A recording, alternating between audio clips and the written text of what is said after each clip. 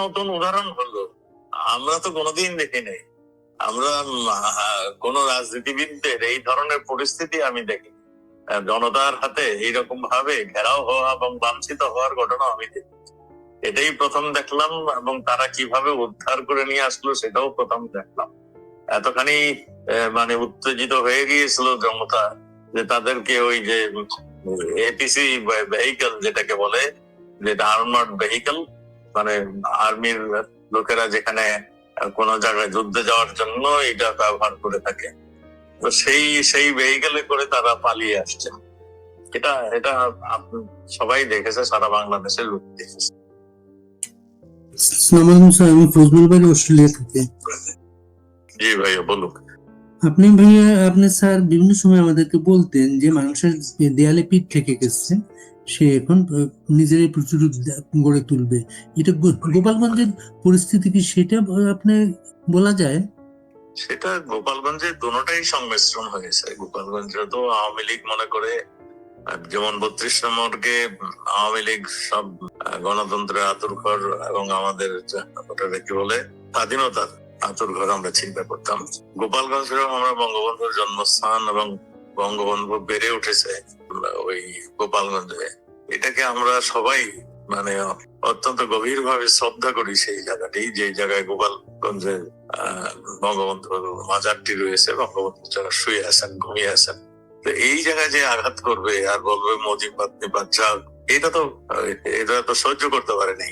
এখন তাতে একত গোপালগঞ্জ আমাদের আওয়ামী লীগের একটা যারা 32 নম্বর ভেঙে ফেলছিল, এখন আমাদের সেই মানে এই আস্তানাও যে হাত দিবে এটা আমাদের ধারণার বাইরে ছিল। কাজেই সর্বস্তরের মানুষ বের হয়ে আসছে, যারা ওখানে ছিল বের হয়ে আসছে, জীবনের ঝুঁকি নিয়েছে। আপনারা দেখেছেন কয়জন, মানে আমাদের হিসাবে প্রায় 9 জনের মতন আত্মঘাতী মানে দিয়েছেন, গুলি খেয়েছেন, এবং এর মধ্যে কিন্তু সাংবাদিক আছেন, বিবিসির এক সাংবাদিকও মানে আহত হয়েছেন। আহত সংখ্যা কিন্তু অনেক অনেক।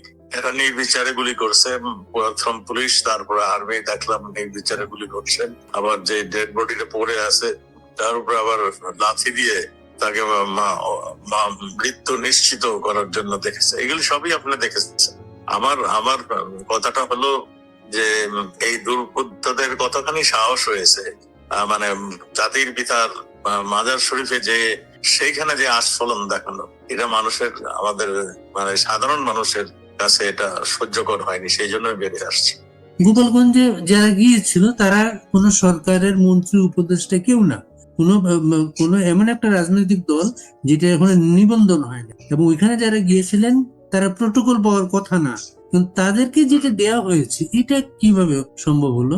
সেটাই তো আমার জাতির কাছে প্রশ্ন, যে এখানে কিভাবে সে প্রোটোকল দিল এবং তাকে কিভাবে প্রোটোকল দিয়ে রেস্কিউ করে নিয়ে আসলো, সেগুলি আমার প্রশ্ন সেটা।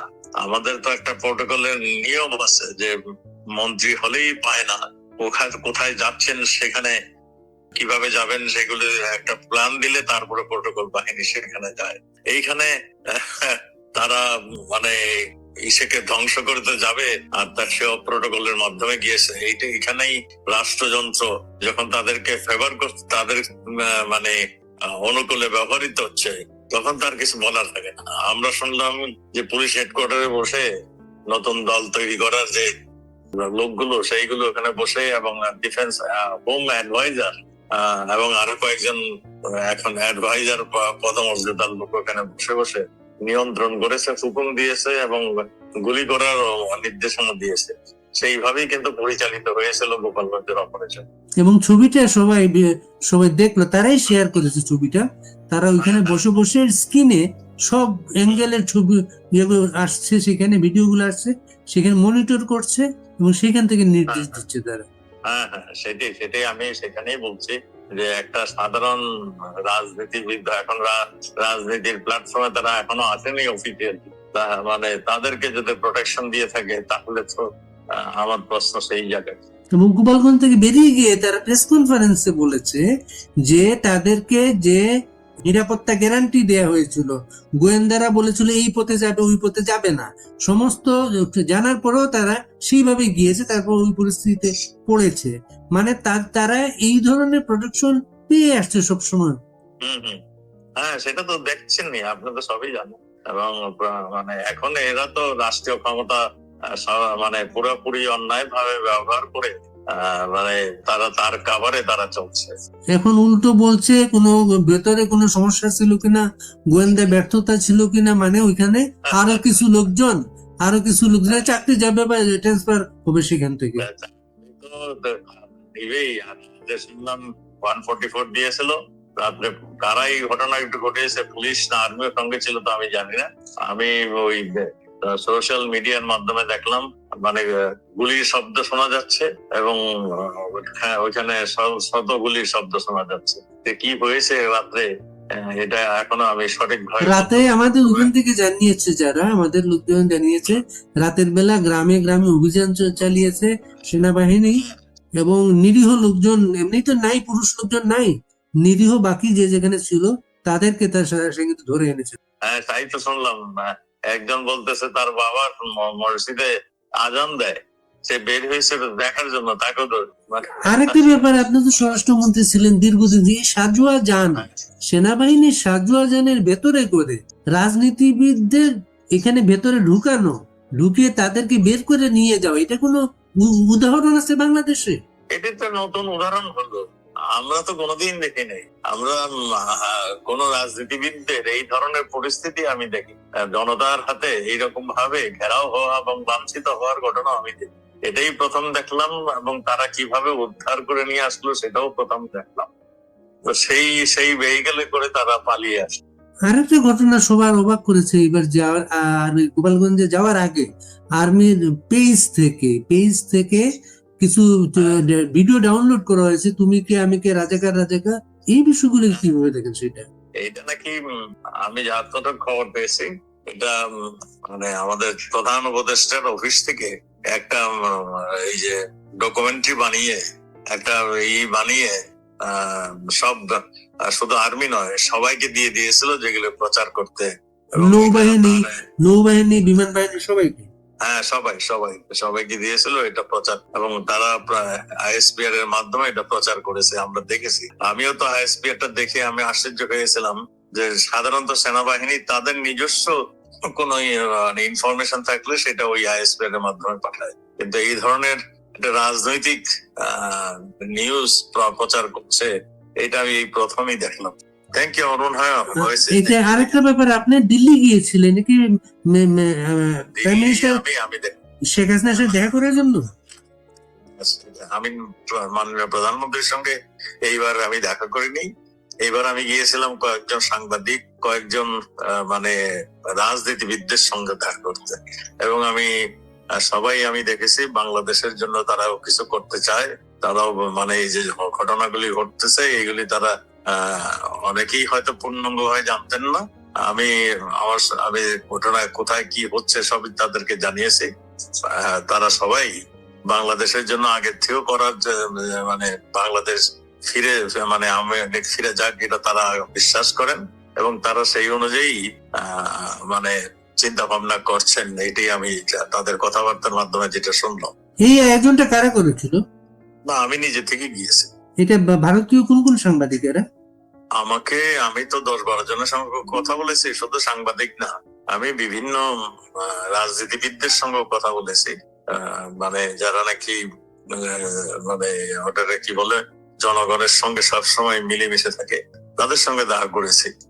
আমার উদ্দেশ্যটা ছিল যে কি অত্যাচার, কি নিপীড়নটা হচ্ছে বাংলাদেশে, মানে গণতন্ত্রের নামে গণতন্ত্রকে ধ্বংস করা, হিউম্যান রাইটস এর কি করুণ অবস্থা, এইগুলি তাদেরকে জানানোর জন্য আমি গিয়েছিলাম। এটা কিন্তু দলীয় উদ্যোগ না ব্যক্তিগত উদ্যোগ আপনার? না, আমার পার্সোনাল উদ্যোগ। যে রাজনীতিবিদ যারা, ওরা একটু পরিচয় বলা যায় তাদের? আমি অ্যাপয়েন্টমেন্ট নিয়ে গিয়েছিলাম। ওদের পরিচয় বলা যায় একটু? আমি জানাবো আপনার। এখন আমার একজনের নাম মুখস্থ নেই। আচ্ছা, পরে তাহলে এইবার আপনার সাথে প্রধানমন্ত্রী শেখ হাসিনার কোনো সাক্ষাৎ হয় না? এর আগে কখনো হয়েছে সেটা? আমার সঙ্গে সবার সঙ্গে তো ওনার সঙ্গে কথাবার্তা হয়, কাজে দেখার তো প্রয়োজন হয় না। আগের বার দেখা হয়েছিল তাই তো? আচ্ছা, ভালো থাকেন আপনি। সে এখন নিজেরই প্রচুর গড়ে তুলবে। এটা গোপালগঞ্জের পরিস্থিতি কি সেটা আপনি বলা যায়? সেটা গোপালগঞ্জে দুটোটাই সংমিশ্রণ হয়েছে। গোপালগঞ্জে তো আওয়ামী লীগ মনে করে, যেমন 32 নম্বরকে আওয়ামী লীগ সব গণতন্ত্রের আতুরঘর এবং আমাদের ওটাকে কি বলে স্বাধীনতার আতুরঘর আমরা চিন্তা করতাম। গোপালগঞ্জেও আমরা বঙ্গবন্ধুর জন্মস্থান এবং বঙ্গবন্ধু বেড়ে উঠেছে ওই গোপালগঞ্জে, এটাকে আমরা সবাই মানে অত্যন্ত গভীর ভাবে শ্রদ্ধা করি। সেই জায়গাটি, যে জায়গায় গোপালগঞ্জের বঙ্গবন্ধুর মাজারটি রয়েছে, বঙ্গবন্ধু যারা শুয়ে আছেন, ঘুমিয়ে আছেন, তো এই জায়গায় যে আঘাত করবে আর বলবে মুজিবাদ নির্বাচন, এটা তো সহ্য করতে পারেনি। এখন তাতে একত গোপালগঞ্জ আমাদের আওয়ামী লীগের একটা যারা 32 নম্বর ভেঙে ফেলছিল, এখন আমাদের সেই মানে এই আস্তানাও যে হাত দিবে এটা আমাদের ধারণার বাইরে ছিল। কাজেই সর্বস্তরের মানুষ বের হয়ে আসছে, যারা ওখানে ছিল বের হয়ে আসছে, জীবনের ঝুঁকি নিয়েছে। আপনারা দেখেছেন কয়জন মানে আমাদের হিসাবে প্রায় 9 জনের মতন আত্মঘাতী মানে দিয়েছেন, গুলি খেয়েছেন, এবং এর মধ্যে কিন্তু সাংবাদিকও আছেন, বিবিসির এক সাংবাদিকও মানে আহত হয়েছেন। আহত সংখ্যা কিন্তু অনেক অনেক। এরা নির্বিচারে গুলি করছে, প্রথম পুলিশ, তারপরে আর্মি দেখলাম নির্বিচারে গুলি করছেন। আবার যে ডেড বডিটা পড়ে আছে তার উপরে আবার লাথি দিয়ে তাকে মৃত্যু নিশ্চিত করার জন্য দেখেছে। এগুলি সবই আপনি দেখেছেন।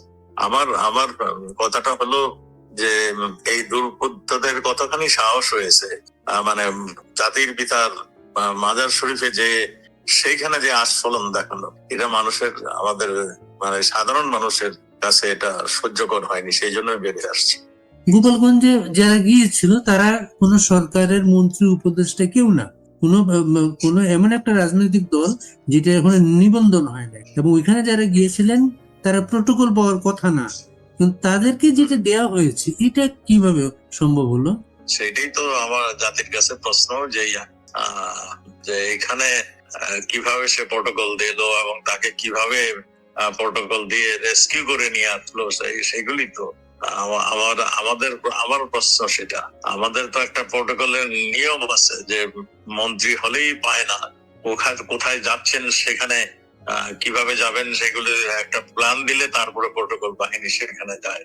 এইখানে তারা মানে ইসেকে ধ্বংস করতে যাবে আর তার সেও প্রোটোকলের মাধ্যমে গিয়েছে। এইটা এখানেই রাষ্ট্রযন্ত্র যখন তাদেরকে ফেভার করছে, তাদের মানে অনুকূলে ব্যবহৃত হচ্ছে, তখন তার কিছু বলার থাকে না। আমরা শুনলাম যে পুলিশ হেডকোয়ার্টারে বসে ওই এই নতুন দল তৈরি করার যে গুলো, সেইগুলো ওখানে বসে, এবং ডিফেন্স হোম অ্যাডভাইজার এবং আরো কয়েকজন এখন অ্যাডভাইজার পদমর্যাদার লোক ওখানে বসে বসে নিয়ন্ত্রণ করেছে, হুকুম দিয়েছে এবং গুলি করার নির্দেশনা দিয়েছে।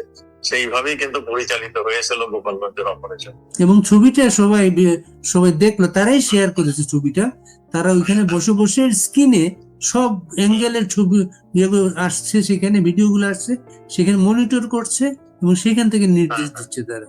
রিপাবলিক অ্যান্ড পলিটিক্স, যেখানে রাজনীতি মানে নাটক নয়, দায়িত্ব, বাস্তবতা, মানুষের গল্প। ভিডিওটি ভালো লাগলে শেয়ার করুন, কমেন্টে মতামত জানান, কারণ আপনার সচেতনতা আমাদের শক্তি।